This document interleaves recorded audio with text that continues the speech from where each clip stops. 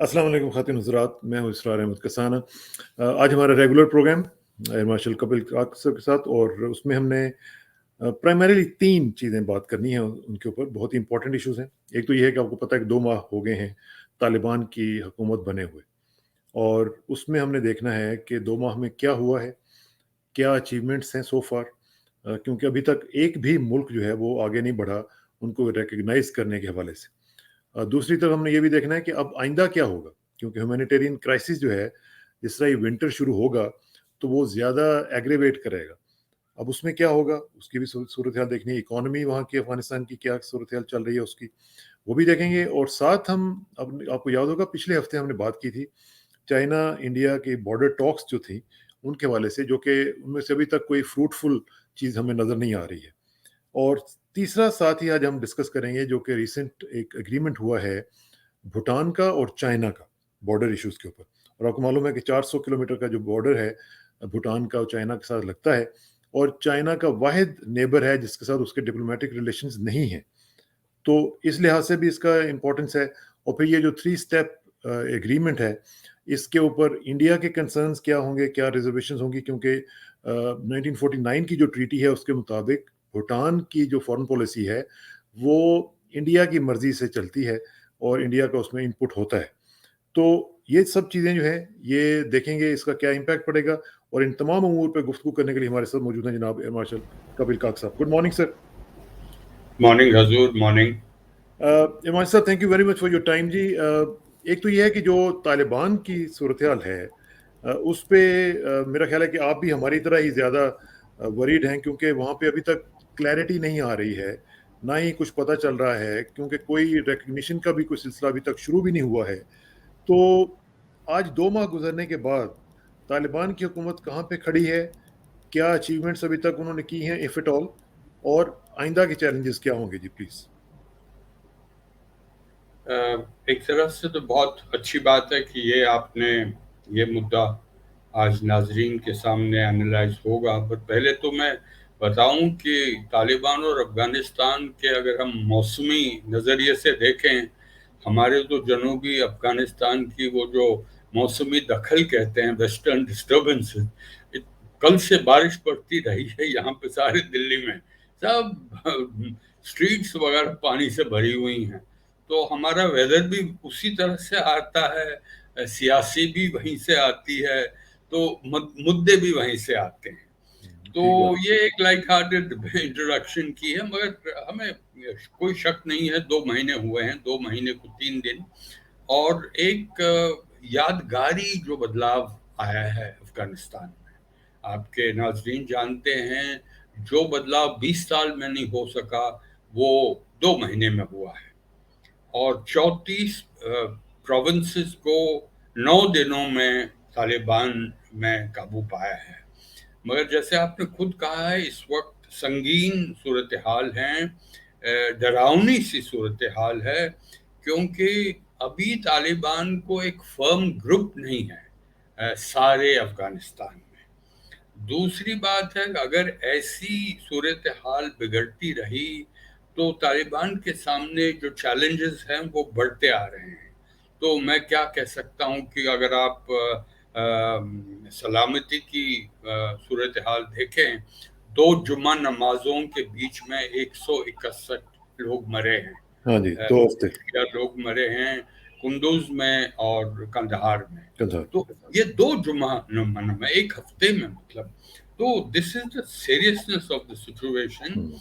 But जो इस वक्त जो आपने एक अलूड किया था कि एक सामाजिक और मुआशी कोलैप्स हो सकता है अफगानिस्तान में, अगर, जैसे आपने खुद ही कहा है, अगर उससे कोई इंसानियती इमदाद ना दी जाए। और ये सबसे बड़ा मुद्दा इस वक्त सिर्फ बैन अवी बिरादरी के लिए नहीं है, मगर यूनाइटेड नेशंस के लिए है, जो की प्लेयर्स हैं इस इलाके में उनके सामने, और ख़ासकर ग्रेट पावर्स के सामने।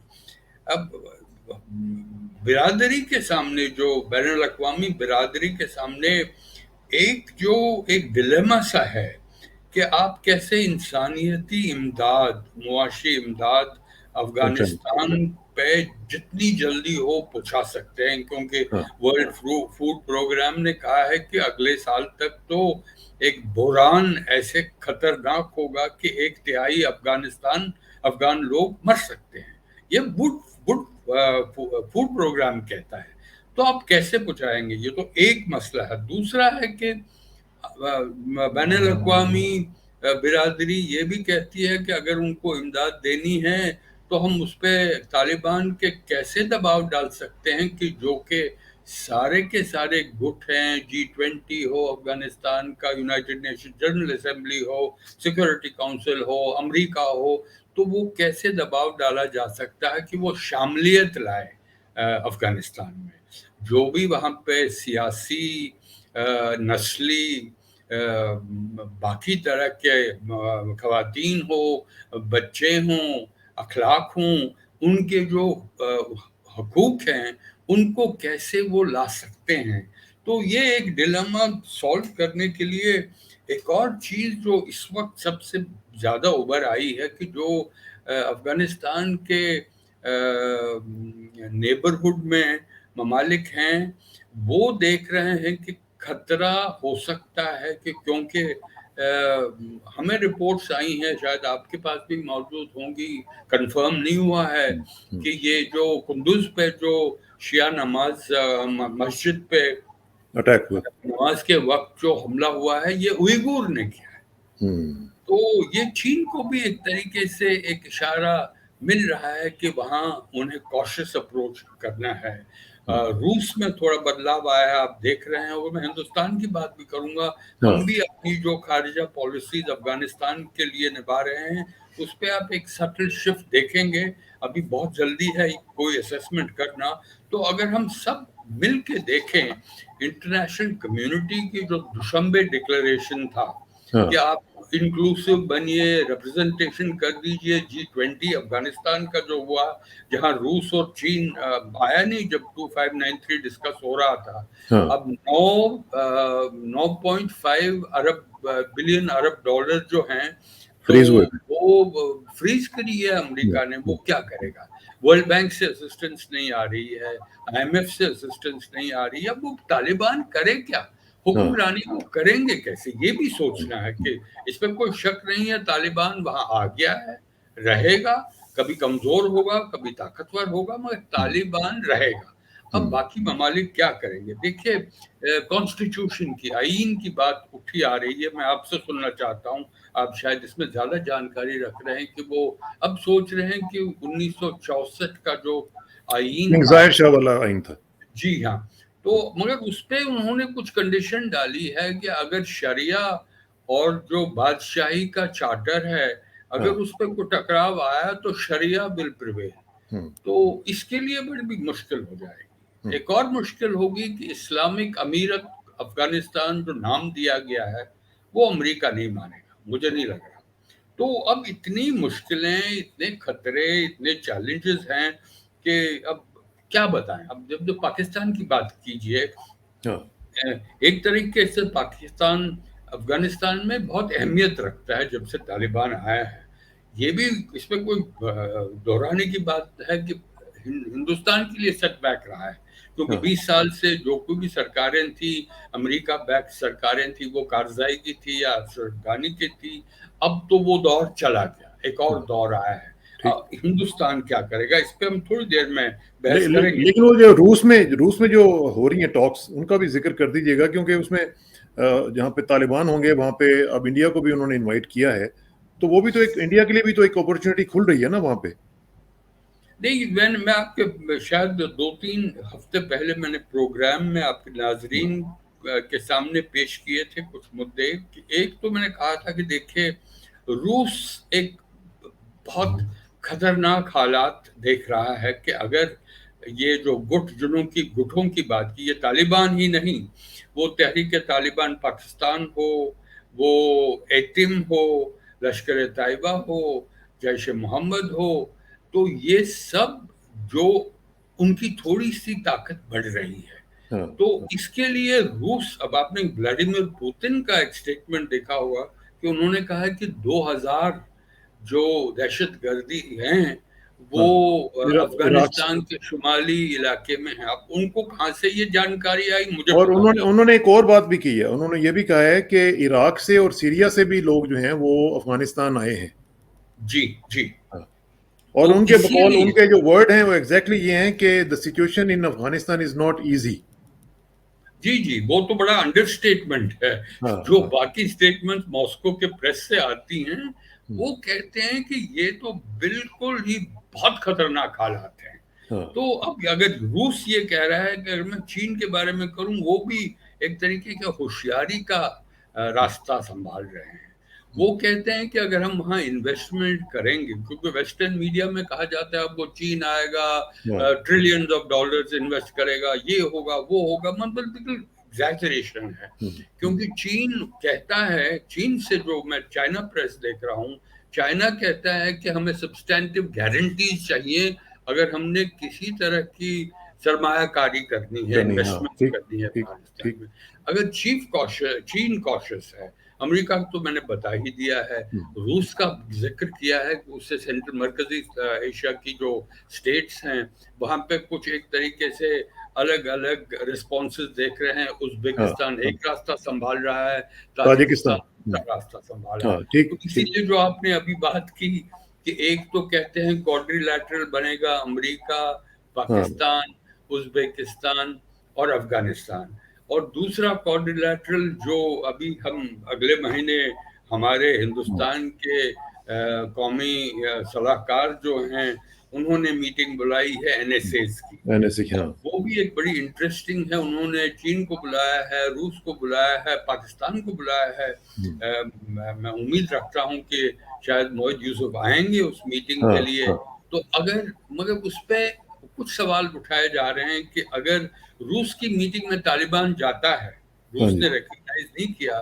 तो हाँ हिंदुस्तान की मीटिंग में तालिबान को क्यों नहीं बुलाया जाता है? हाँ तो हाँ मैं समझता हूं कि अगर हिंदुस्तान की ये कैलकुलेशन है, तालिबान वहां रहने वाला है, तो कोई स्पेशल डिस्पेंसेशन आनी चाहिए, एक ग्रुप फ्रॉम अफगानिस्तान, उस पे हाँ आप तालिबान को जोड़िए, कोई और ग्रुप्स को जोड़िए और बुलाइए।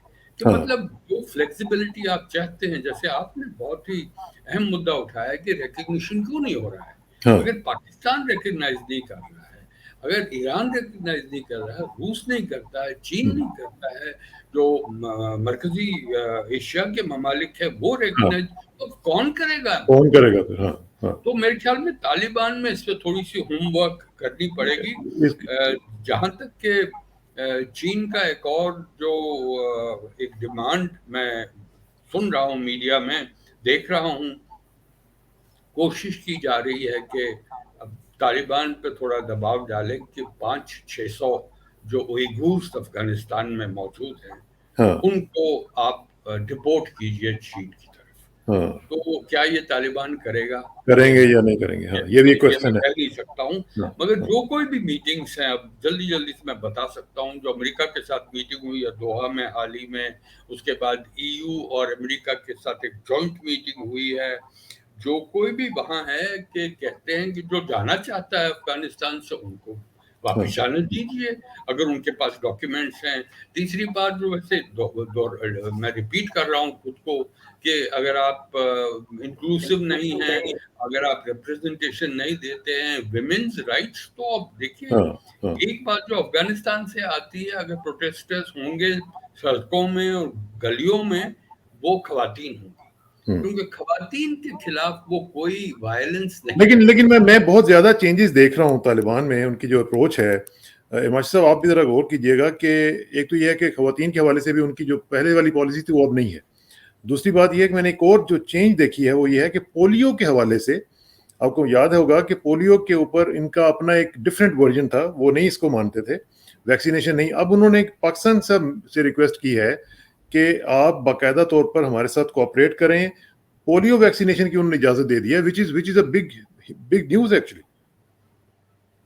नहीं, मैं बिल्कुल आपके साथ सहमत हूँ जो आपने कहा है। मगर देखिए ना, अगर आप सारे बैनुल अक़वामी बिरादरी, पूरा फोकस इस वक्त अफगानिस्तान में, हाँ पूरा जो कोई भी ममालिक है, खासकर इलाकाई ममालिक। हाँ, हाँ, ठीक अगर बात। उनके साथ भी पास भी ये जानकारी है जो आप दे रहे हैं, मुझे भी ये जानकारी है, हाँ, मगर ये बिग टिकट नहीं है। हाँ, वो हाँ, चाहते हैं हमें बिग टिकट दिखाइए, हाँ, जो ही आप बिग टिकट करेंगे हम आपकी रिस्पॉन्स दे देंगे। हाँ, मेरे ख्याल में इंडिया की बात करना चाहता हूँ, क्योंकि अब वक्त भी ज्यादा नहीं है। इंडिया हाँ, भी इसी के लिए इंतजार में है। हाँ, जो ठीक। मॉस्को मीटिंग में जा रहे हैं, मॉस्को फॉर्मेट जो है, जी हाँ, वहाँ जॉइंट सेक्रेटरी लेवल की मीटिंग हो जाएगी, उसके बाद एनएसएस की मीटिंग इंडिया में होगी। तो ये एक रास्ते थोड़े से खोल रहा है कि तालिबान को विगल रूम दिया जा रहा है। हाँ, देखिए, तालिबान को भी सोचना है। मेरे आपको याद होगा 3-4 महीने पहले हमने बात की तालिबान के बारे में। हाँ, हमने कहा था कि they can not be the Taliban of 1996 बिल्कुल 2001। ठीक बात, वो बिल्कुल ठीक बात। बदल गया है, वो जमाना, वो तो मुगल टाइम्स की बात कर रहे हाँ, हैं, हाँ, आज की बात कीजिए। तो अगर अगर चेंज लाना है, बदलाव लाना है, वो तालिबान लाना है। सबसे बात, अगर वो बदलाव नहीं करते तो वो तालिबान के लिए कमजोरी है, क्योंकि वो मुल्क नहीं चला पाएंगे। हाँ, सही बात। अब देखिए, रोजमर्रा के साजो सामान मौजूद नहीं है, महंगाई है, लोगों के पास पैसा नहीं है, हुँ, हुँ, इकोनॉमिक कोलैप्स होने वाला है। ऐसे ही हिंदुस्तान ने भी G20 का जो मीटिंग हुआ था हाँ, अफगानिस्तान हाँ, में, हाँ, हमारे वजीर आजम ने बहुत अच्छे पॉइंट्स उसमें दिए जा रहे थे। एक तो कि इनडायरेक्टली एडमिट किया कि तालिबान वहां रहने वाले हैं। दूसरा, उन्होंने G20 अफगानिस्तान में कहा है कि हमारे पीपल टू पीपल जो हमारे ताल्लुकात हैं, वो बहुत ही करीब हैं। और हमने जो पिछले 20 साल में एक मवाशी हाँ, और सामाजिक जो मदद इमदाद दी है अफगानिस्तान में, उसमें बदलाव आया है। और ये भी कहा है कि हम लार्ज स्केल ह्यूमैनिटेरियन, मतलब हाँ, इंसानियती हाँ, जो इमदाद है, हम देने के लिए तैयार हैं।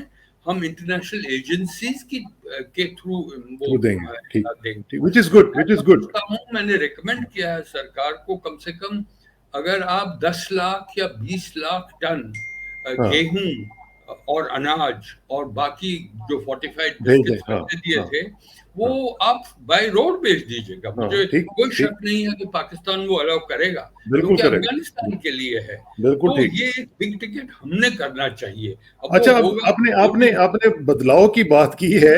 एक एक जो खबर जो पाकिस्तान से आई है उसके ऊपर हमने अभी तक बात नहीं की। मैं सेकंड इशू के ऊपर जाने से पहले आपका कमेंट जरूर चाहूंगा। ये जो पाकिस्तान में डीजीआईएसआई के ऊपर बातचीत चल रही है, मैं चाहता हूं उसके ऊपर भी आपका एक कमेंट जरूर लूं कि वो जो मामला चल रहा है उस पर इंडियन प्रेस में बहुत सारी खबरें आई हैं और बहुत माइन्यूटली उसको देखा जा रहा है। हिमांशु साहब, आप भी चूंकि फोर्सेज में रहे हैं सारी उम्र, तो आप इसको कैसा देख रहे हैं?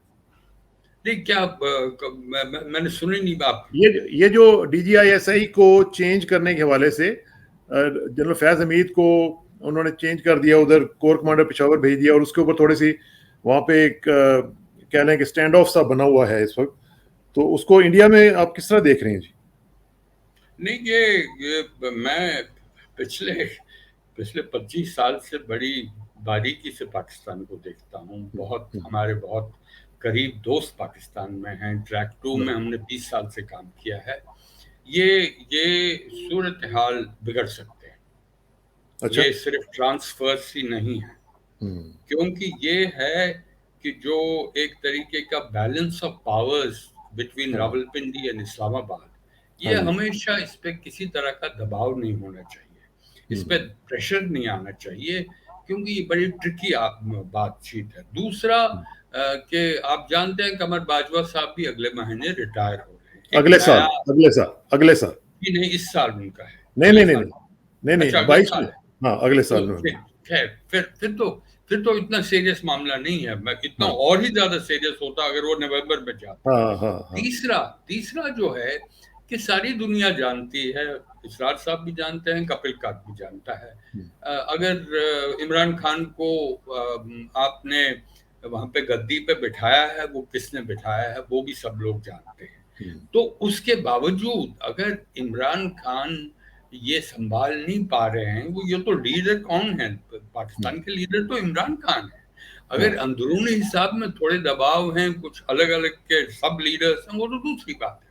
ये हम्म, इमरान खान को ये मुद्दा जो ये संभालना है, नहीं तो हाँ, ये बहुत सीरियस बन सकता है। आपने बिल्कुल ठीक बात की है कि हमारे मीडिया में इस पे बहुत ही बहस हो रही है, हाँ क्योंकि हमने पास्ट में देखा है जब भी आर्मी चीफ और प्राइम मिनिस्टर में तोड़ा, मैं 20 साल की बात कर रहा हूँ, हाँ जब हाँ, नवाज शरीफ थे, बिल्कुल बिल्कुल। गुलाम अशरफ खान थे, तो वो ये जो बैलेंस है दोनों में, इसको मैं तो दुआ करता हूं कि ये बैलेंस बरकरार रहे, ताकि हम्म, पाकिस्तान में एक नया खतरा मौजूद ना हो। वो ना हो। ठीक, ठीक है। अच्छा, आप जरा चलते हैं दूसरे टॉपिक की तरफ जो कि हमारा था। ये तो मैंने वैसे ही आपसे, क्योंकि आप आपकी मौजूदगी का फायदा उठाते हुए मैंने सोचा आपके साथ जरा डिस्कस कर लिया जाए।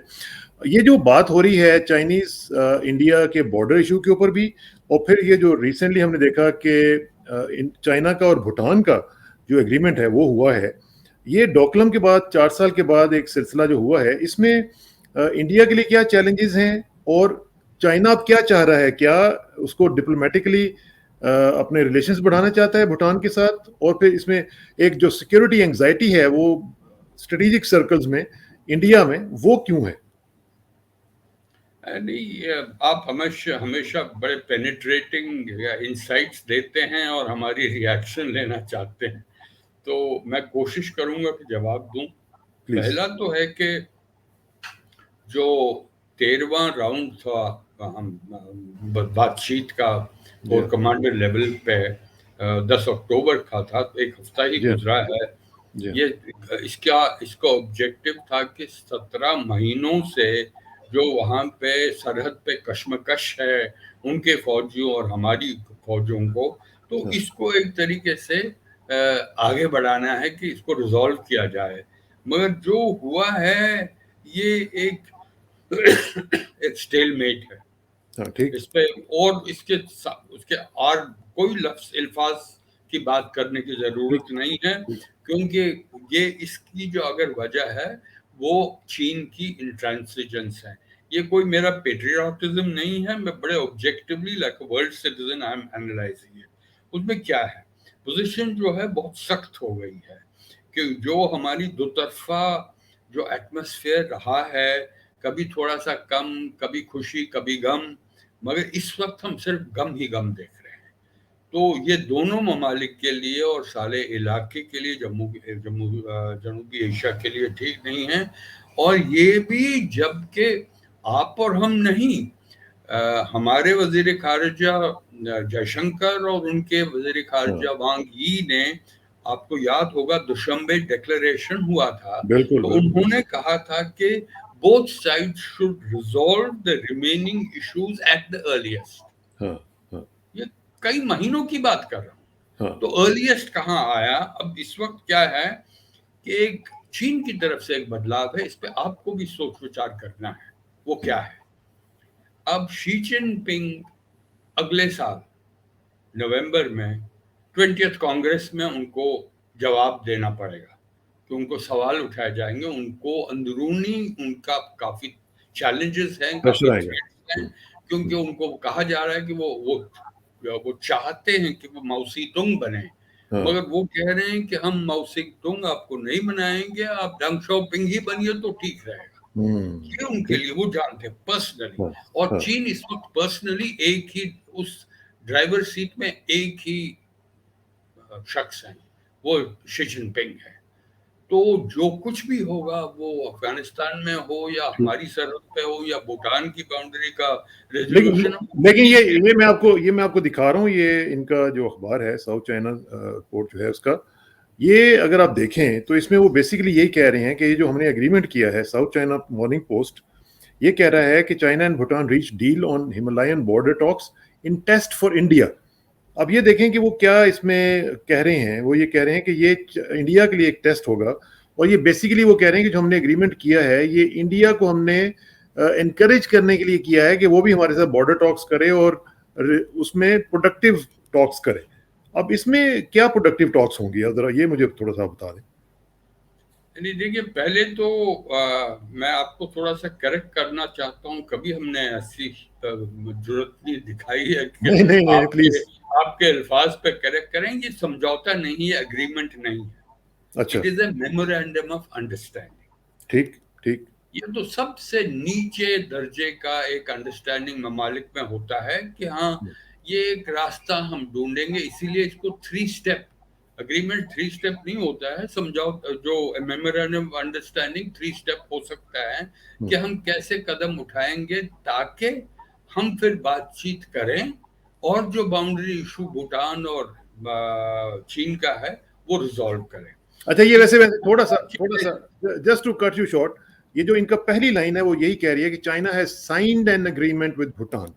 गलत है, यही मैं कह रहा हूँ, यही तो मैं गलत कह रहा हूँ। ये मेमोरेंडम ऑफ अंडरस्टैंडिंग है, ये एग्रीमेंट नहीं है। अब यही तो हमारी मुश्किल सारे आलम में ये है कि सब मीडिया लोग आप जैसे नहीं है, सोच समझ के एनालाइज करके सच्चाई के रास्ते से आगे लाएं।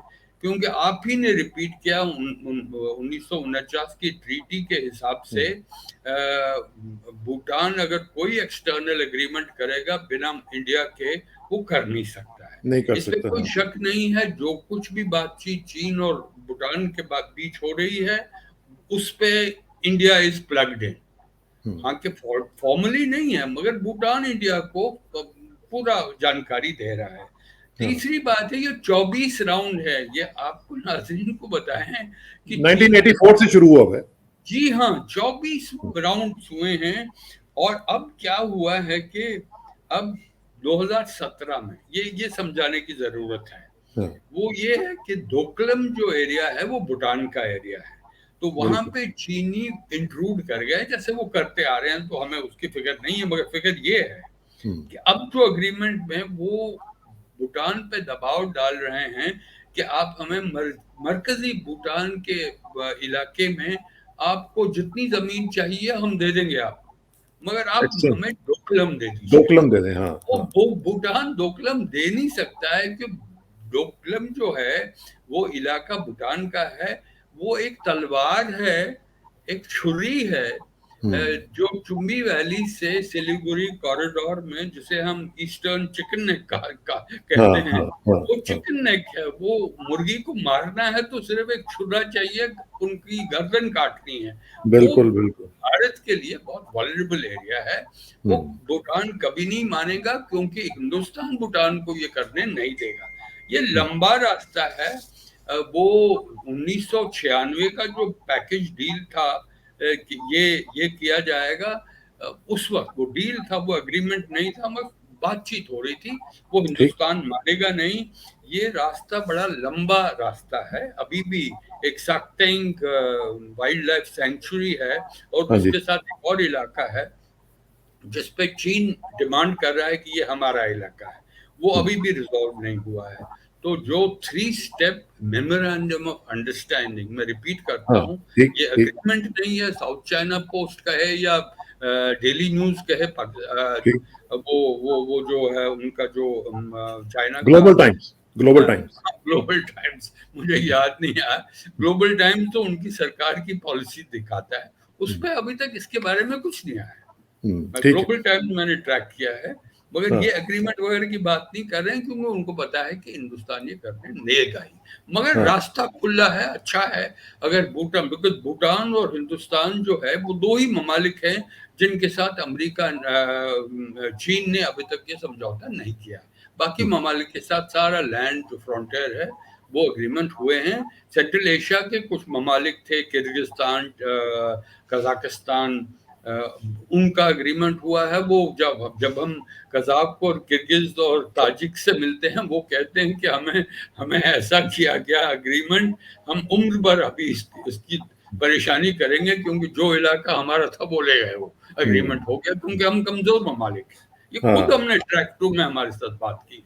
पर देखते हैं अगर आगे बढ़ेंगे तो। मगर इस वक्त मुझे लगता नहीं है कि चीन और भारत के जो इस वक्त दोतरफी रिश्तों का माहौल है वो खतरनाक माहौल है। ये आखिर में सिर्फ मैं आपको बता दूं कि ग्लोबल टाइम्स को आपने याद किया, तो ग्लोबल टाइम्स ये कह रहा है कि China Bhutan border negotiations can yield results without India's intervention.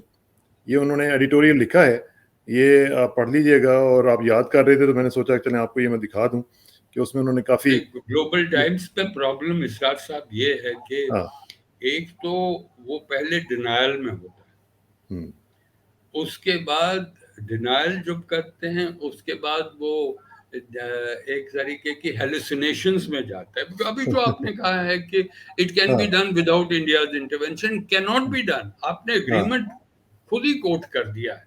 तो हाँ इंडिया कभी, there are some fundamental national interest जो कौमी हाँ मफाद हैं, उनको कभी इंडिया कॉम्प्रोमाइज नहीं करता। अगर जंग होनी चाहिए जंग करेंगे, जंग मगर देयर करेंगे। Will be no compromise with critical and vital national interest. बिल्कुल ये ठीक है। पाकिस्तान के लिए भी है, हाँ हमारे लिए भी है, बाकी ममालिक के लिए। बिल्कुल ठीक है, और इसके ऊपर हम मजीद भी तफसीलात जो हैं वो अगले हफ्ते बात करेंगे। इरमाद साहब का बहुत बहुत शुक्रिया। टाइम कम था लेकिन आपने बहुत ही ज़बरदस्त तरीके से बहुत ही स्ट्रेटेजिक इश्यूज़ के ऊपर अपनी ओपिनियन दी है, और मैं दुआ कर सकता हूँ आपके लिए कि अल्लाह आपको खुश रखे, और इंशाल्लाह आपसे रब्ता रहेगा। सी यू नेक्स्ट वीक जी, बहुत बहुत हम शुक्रिया। भी आपके लिए और आपके नाजरीन के लिए दुआ मांग रहे हैं कि सब ठीक थैंक यू रहे। Sir, thank you sir, thank thank you you very very much, much. Thank you ji.